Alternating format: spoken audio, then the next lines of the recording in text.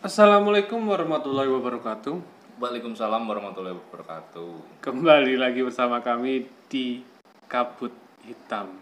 Dalam segmen Obrolan horor.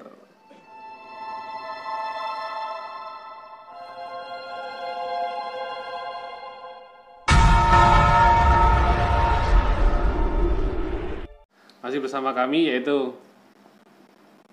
Mas Yogi. dan saya Rizky. Sebelumnya kan udah lebaran gitu. Nah, Adin wal Faidin, mohon maaf lahir dan batin. Iya. Udah lama nggak menyapa teman-teman obor. Udah banyak sekali cerita-cerita yang akan dikuak di sini. Iya. Seperti cerita dari siapa ini? Dari siapa ya? Tian Rostiani. Halo Mbak Tian Rostiani. Dengan judulnya Kerasukan. Pertolongan sosok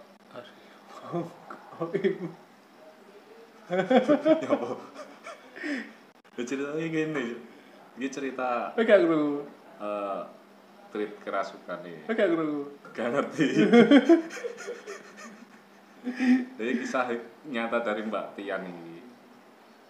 Judulnya itu Yo. Kerasukan. Terus Seperti apakah cerita dari Mbak Tian Rostiani ini? Pastinya sangat seram sekali. Tonton terus video ini sampai selesai. oke Bor, langsung aja kita nyalakan obornya. Jadi kejadian ini berulang dialaminya Desember 2014. Iya kan?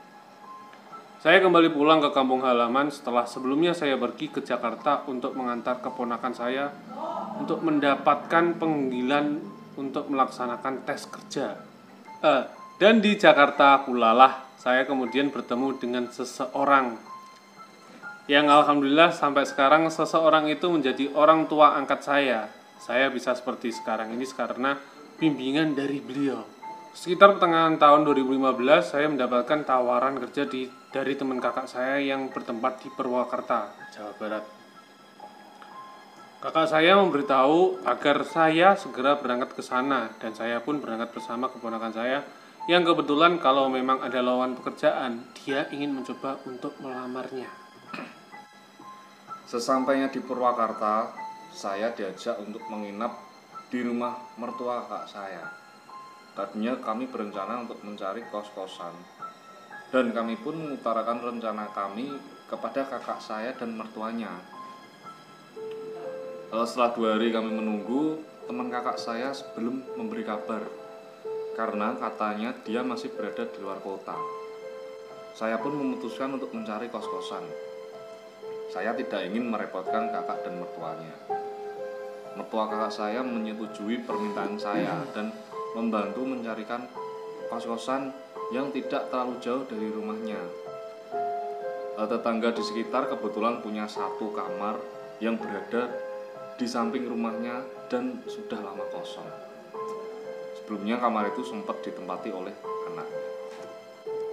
Dan kemudian ada orang lain yang menyewa, tapi hanya sekitar 1 bulan kemudian pindah ke tempat lain. Setelah saya menyetujui untuk menempati kamar tersebut, pemiliknya pun kemudian membersihkan kamar yang akan kami tempati nanti. Sore hari saya keponakan pindah ke tempat itu. Pemilik kamar sudah menyiapkan kasur lengkap dengan bantal dan selimutnya. Gulingnya cari sendiri. Saya dan keponakan kemudian mulai merapikan baju di lemari yang juga disediakan pemilik kamar. Kamarnya terasa pengap dan gelap karena ventilasinya kurang. Untuk orang yang terbiasa tinggal di daerah yang hawanya dingin, hawa di Purwakarta cukuplah panas. Kakak saya memberikan kipas angin agar kami merasa nyaman dan tidak kepanasan di saat di kos. Setelah selesai berbenah, saya dan keponakan pun beristirahat. Saat itu saya belum bisa apa-apa, meskipun kata orang tua angkat saya. Sebenarnya saya bisa untuk melihat makhluk-makhluk gaib. Jujur saja, sebenarnya saya adalah seorang yang penakut. Mungkin karena hal itulah sehingga saya lebih sering mengabaikan kepekaan saya terhadap kehadiran sosok-sosok makhluk astral. Sekiranya tidak terlalu mengganggu, lebih baik saya mengabaikannya. Malam pun berlalu. Saat pagi saya terbangun dari tidur. Saya masih merasa baik-baik saja. Kak saya datang dan menyuruh kami ke rumah untuk sarapan. Tidak lama dari itu, teman kakak saya menelpon agar saya pergi ke kantornya untuk melaksanakan tes kerja. Singkat cerita, melaksanakan tes kerja, teman kakak saya memberitahu bahwa pengumuman diterima atau tidaknya akan diinfokan sekitar 2 atau 3 hari lagi. Setelah itu saya kembali pulang. Tibanya di rumah saya pun istirahat. Dan menjelang malam, saat sedang asik berbincang bersama keponakan saya, tiba-tiba saya merasa sangat kepanasan, padahal kipas angin itu menyala. Saya pikir mungkin karena akan turun hujan. Kemudian saya bertanya pada ponakan saya, apakah dia merasa kepanasan juga apa enggak ya? Keponakan saya mengatakan tidak. Dia merasa biasa-biasa saja. Akhirnya, saya memutuskan untuk mandi dulu. Berharap kalau sudah mandi, badan saya akan terasa segar nantinya. Dan setelah selesai mandi, saya kembali ke kamar. Keponakan saya bertanya, apakah saya masih merasa kepanasan? Saya mengatakan sudah agak lumayan. Dan kami pun akhirnya tidur. Tengah malam, saya terbangun dari tidur antara sadar dan tidak. Saya seperti melihat sorot mata merah menyala di sudut kamar. Sontak, saya merasa kaget dan ketakutan saat itu. Saya mencoba membangunkan ponakan saya, tapi tidak terbangun saat itu. Akhirnya, saya memejamkan mata dan berdoa dalam hati. Sebisa mungkin saya mencoba untuk kembali tidur, tapi tidak bisa. Badan saya mulai kembali terasa kepanasan. Rasa panasnya seperti berjemur di bawah terik matahari sambil menyalakan api unggun yang besar. Dan anehnya, meskipun badan saya merasa kepanasan, tapi saya tidak berkeringat sama sekali saat itu. Sambil terus memejamkan mata dan berdoa, saya berharap waktu subuh segera akan tiba. Saya bisa ke rumah kakak saya saat itu. Pada saat itu waktu berjalan sangat lambat. Saya sudah benar-benar nggak kuat menahan rasa panas yang seolah badan saya sedang berada di dalam oven dengan suhu panas yang tinggi. Tiba-tiba ada seperti langkah kaki yang mendekat. Kejadian hampir serupa dengan yang pernah saya alami sewaktu di Jakarta. Tapi kali ini berbeda. Sosok yang mendekat itu terasa seperti menjulurkan lidahnya. Ada rasa dingin dan basah di kaki saya. Tapi saya tidak berani untuk membuka mata. Kemudian saya menarik selimut untuk menutupi wajah.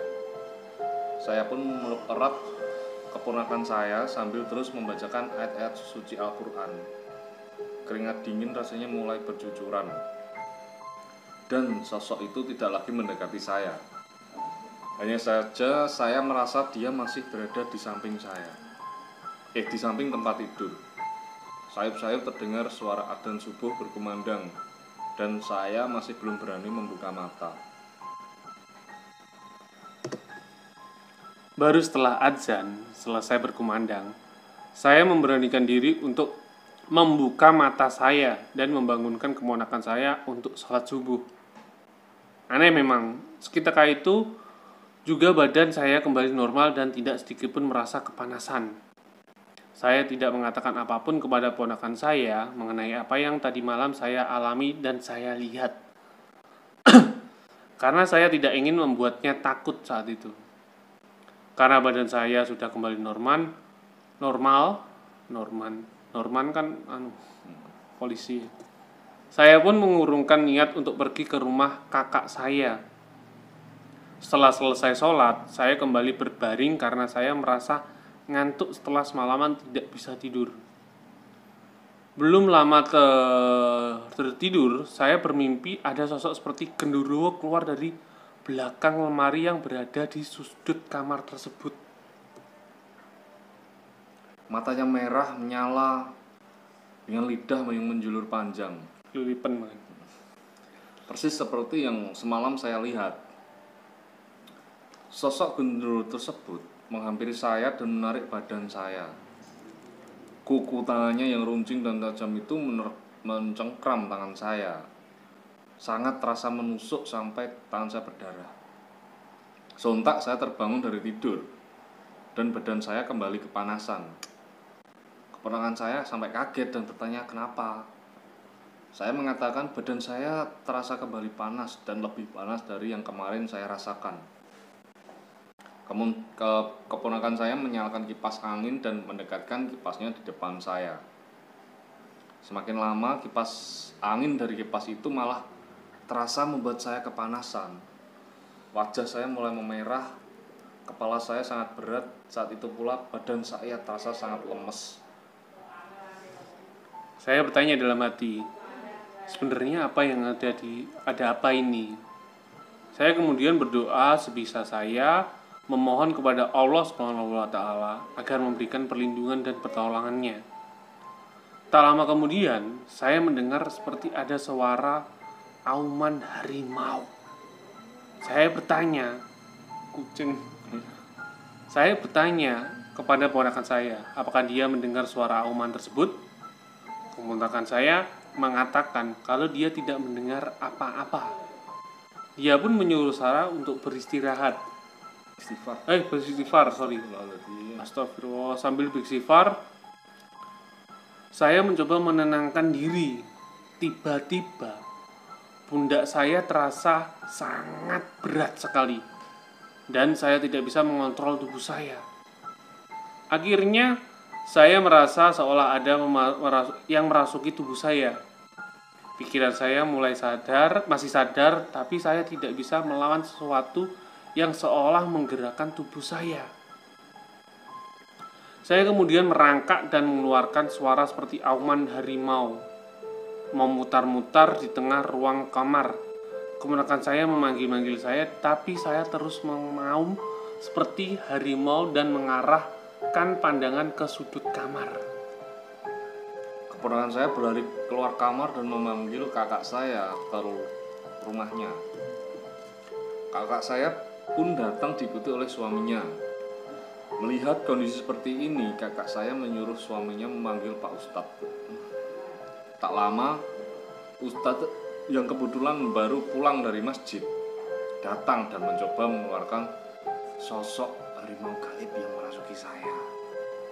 Tapi sosok itu tidak mau keluar, seolah dia ingin mengatakan bukan dia yang harus dikeluarkan, karena dia berniat untuk membantu saya melawan sosok genderuwo itu dan menghalangi agar sosok genderuwo tidak merasuki tubuh saya.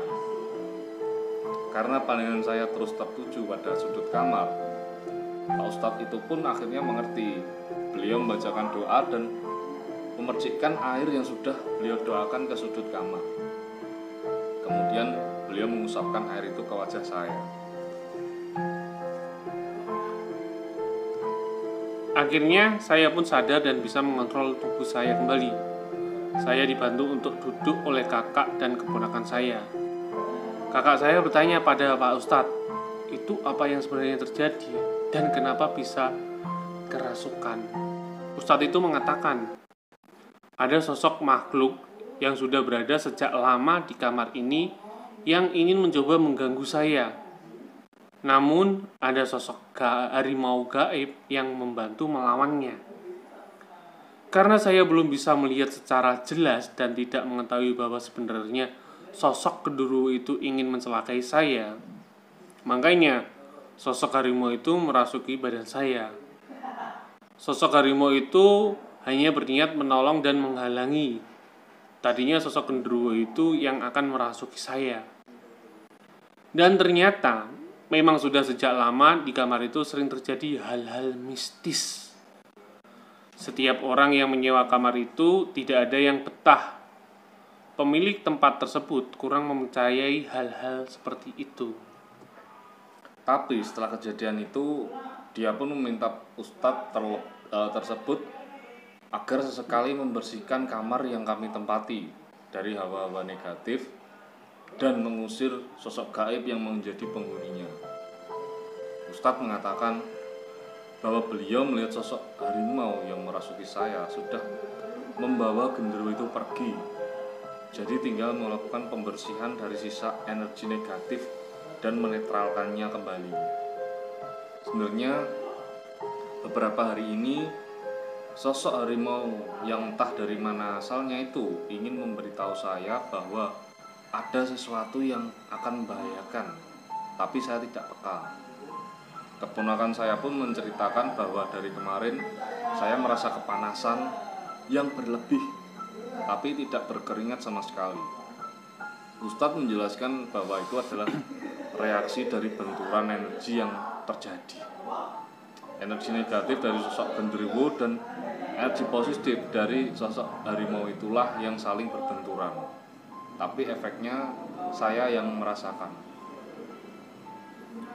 Itu adalah kali pertama saya mengalami kerasukan. Alhamdulillah, sampai sekarang setelah saya bisa seperti ini, tidak pernah lagi mengalami kerasukan. Meskipun ada yang merasuki, tapi saya bisa mengontrolnya. Setelah kejadian itu, saya pun memutuskan untuk pulang ke kampung halaman sembari menunggu kabar dari teman kakak saya. Itulah sepenggal kisah nyata yang saya alami. Sebelum seperti sekarang ini, saya pun pernah mengalami beberapa kali gangguan gaib. Saya sangat bersyukur karena Allah SWT selalu melindungi saya melalui perantara-perantaranya. Sekian cerita dari Mbak Tian. Kak Tian. Ya, banyak sih Mas Yasin yang maksudnya peka. Dia sebenarnya peka dengan hal-hal seperti itu, tapi cuman sekedar batasnya masih sekedar peka, merasakan, ya kan enak using blas kayak awakmu kan blas rasa wedi ora duwe, ya kan. Tapi kan ada yang sekedar peka, kadang lihat, terus ada juga yang benar-benar bisa melihat gitu, sampai bisa komunikasi. Iya. Apa mungkin sosok harimau ini mengikuti Pelindung, apa jenis kodam? iya kodam. Bisa jadi seperti itu. Karena kan ada singkatan genderuwo itu mau mengganggu merasuki kan ditepis oleh sosok yang jago ini dengan wujud seperti itu. Ya wis lah. Terima kasih buat Mbak Kak Tian. Mungkin kalau ada pengalaman cerita-cerita lainnya nanti next bisa kami angkat lagi. Ditunggu kisah selanjutnya. Oke, jangan lupa. Jangan lupa makan, minum, jaga kesehatan. Iya. Jangan lupa tidur tepat waktu. Buat Mbak Kak Tian. Semuanya, penonton, buat semua penonton. Oke, cukup sekian kali ini. Kita lali aku kan. Guys lah. Ditunggu untuk teman-teman yang punya cerita horor bisa di-share. Oh iya. Atau bisa langsung mampir ke kantor base camp kita. Bolodewi. Sementara sih. Langsung kok sumama aku udah cerita langsung narasumbernya langsung ning kene. Nanti kalau ada yang tanya, kan beberapa ada yang tanya ta Mas. Iya. Ya. Lokasinya di mana, ya kan. Ini kita lokasinya ada di Jawa Timur, ya kan. Dari bahasanya medoknya itu udah kelihatan. Iya. Magetan. Selok aja, nanti hubungi kami, nanti bisa kita COD. Dijemput bawah Gunung Lawu. Lawu. Oke, cukup sekian ya. Wes kata dodo. Wassalamualaikum warahmatullahi wabarakatuh. Waalaikumsalam warahmatullahi wabarakatuh. Salam Obor obrolan. horor. Oh iya.